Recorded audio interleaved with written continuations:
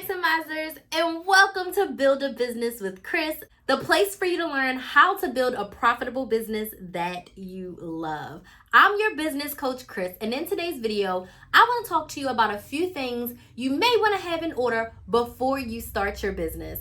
Now, I started my business, Chris the Maximizer, back in 2018 on a whim. No plan, no preparation. I just woke up and said, let's start a YouTube channel, and it turned into a business. I do not suggest you do that. I suggest you take the time and plan for your business. And I'm going to share a few things that I think is important for you to do before you pull the trigger, launch the business, and start selling your product or service. Number one, I think you should have a positive mindset routine. One thing that I did not realize was important is mindset. The thoughts that you think become the actions that you take. The actions that you take become your life. And I was such a negative Nancy. It wasn't until I started my business, hired my business coach, and she started talking about mindset work that I was like, oh crap.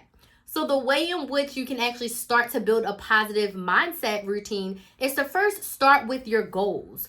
What are the things that you want in your life? And then you have to positively affirm them. So come up with positive affirmations that align with you reaching said goals. You also want to come up with things that motivate you, that make you feel good, that put you in a good mood, and really surround yourself in that. But the big key to all of this is to journal. Once you have your affirmations, once you have what motivates you, you really want to get in your journal and write it out. Write as if you already have what it is that you want.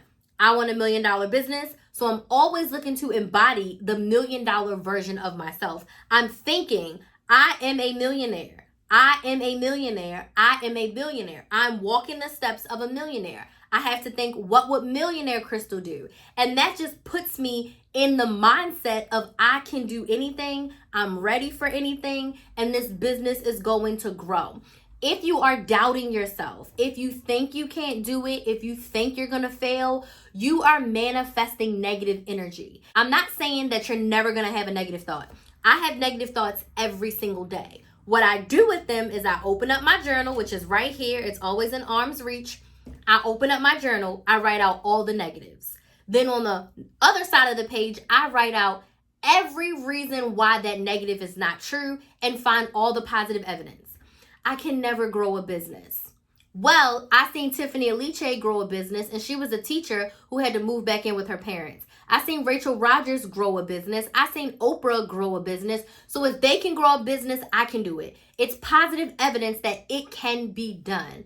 I'll never make enough money. There's always more than enough money. No matter what it looks like or what I have to do, there's always more than enough money for me to survive, thrive, and do what I need. So you want to go through your negative thoughts and give yourself positive evidence. We default to negative, so you want to consciously be working to default to positive, because business is not easy. It's not going to be easy. And if you're always defaulting to negative, it's going to really get you nowhere. So build a positive mindset routine before you even start that business. Second tip, pick a business idea that you actually like. Something that you are confident in, something that you've gotten results in, something that you're an expert in, something that you know really, really well. If you pick a business idea simply because it can make you a lot of money or it can make you passive income, it probably will not go well for you. You're probably not going to love it. Because in the beginning of every business, you have to work some and make $0.00. I don't care what business it is. Very rarely do you start a business unless you are franchising a Chick-fil-A, okay? When you start a business, you're going to have to work without making money. And even franchising the Chick-fil-A, just because you made sales doesn't mean that you necessarily have all of that as profit. You have all of that as your salary, all of that money you can take home with you. So you want to make sure that when you're thinking about starting a business, it's from a place of, this is something that I truly enjoy. So when it's tough, when you're not getting paid from it, then you absolutely still want to do it. Now, I am the queen of you should get paid from your business. But the first 5 months of my business, I was just posting content. So I wasn't doing anything to elicit sales. But when I made a sale, I paid myself from it. So that's a different conversation that we'll talk about later. But in the beginning, when you're doing your preparation and your build up and preparing to launch, you're not going to be doing any sales activities. So that means no money is going to be coming in. So you have to be prepared to love your business enough to keep going even when you're not making money. Third, this may ruffle some feathers. I'm in some business Facebook groups. I do some lives on social media. And it still blows my mind that people will get in my comments and tell me the business idea that they have. And then in the same breath say, well, I've never done that before. I've just always been interested in it. I suggest you do your research, which is number 3. Research, research, research. I had someone in my comments say they wanted to start a bakery, but they're not currently baking anything at all. You should be researching how to create your own cookie recipe, your own cake recipe, your own macaroons flavors, whatever it is you want to sell in that bakery. You should be baking that now. Your home bakery should be sold out before you ever think about getting a brick and mortar or getting a food truck. So I want you to research until your eyes bleed. I want you to research until you can't research no more. Now, when I started my business, I chose a topic of couponing. I had been couponing for 10 years, budgeting, meal planning, all the things. I was an expert. I've done well over 10,000 hours in couponing easily in my first 10 years. So when I was doing my research, I wasn't researching like how to coupon. I wasn't researching how to teach people to coupon. I was researching what's the best platform to hold a class on. How should I collect payment for an online class? How should I put my course modules up for a replay for an online course? That's what I was Googling. What website should I use for a service-based business? I was researching all of those things, more so how to put my online business together because I already knew everything about couponing. So I don't suggest you start a business in something completely brand new that you've never done before, that you know nothing about. That's probably going to be very hard for you to build an authority. So once you do know what you're going to do, you've picked your idea based on something you love, you've got to research. You've got to know something coming to the table. You've got to do a little bit of research on your own. Watch all the YouTube videos, read every blog, watch the reels, listen to the podcast, start to familiarize yourself with the industry so that you can start to build your business. Number 4, this is very important. I say that about everything. What is your secret sauce? Before you start your business, you really want to sit down with yourself and figure out what makes you unique from someone who's going to be doing something that's very similar to you. When you go into the grocery store, when you go into Walmart, you go to the grocery section, there's like 25, 30 different brands of white bread. All these different brands of white bread. So nothing has held them back from making more white bread companies, even though there's already 30 on the shelf. So when you step into your industry, there's gonna most likely be someone who's already selling something the same or very similar to what you're selling, doing exactly what you're doing. So you have got to sit with yourself and decide what makes me different. What made me different when I started teaching coupon classes was, one, no one was sharing money saving strategies. It was just buy this item, save this money. But were we really saving money?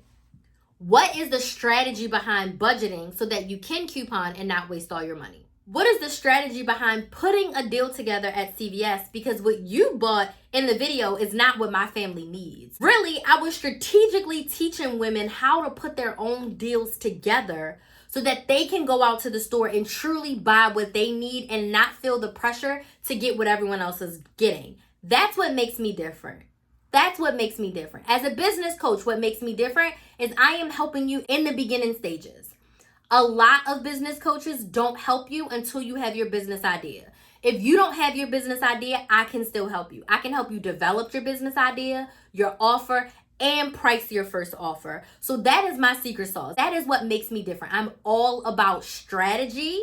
So I want to help you from the beginning and I want to help you with a strategy. So you have got to sit with yourself and decide, what is my secret sauce?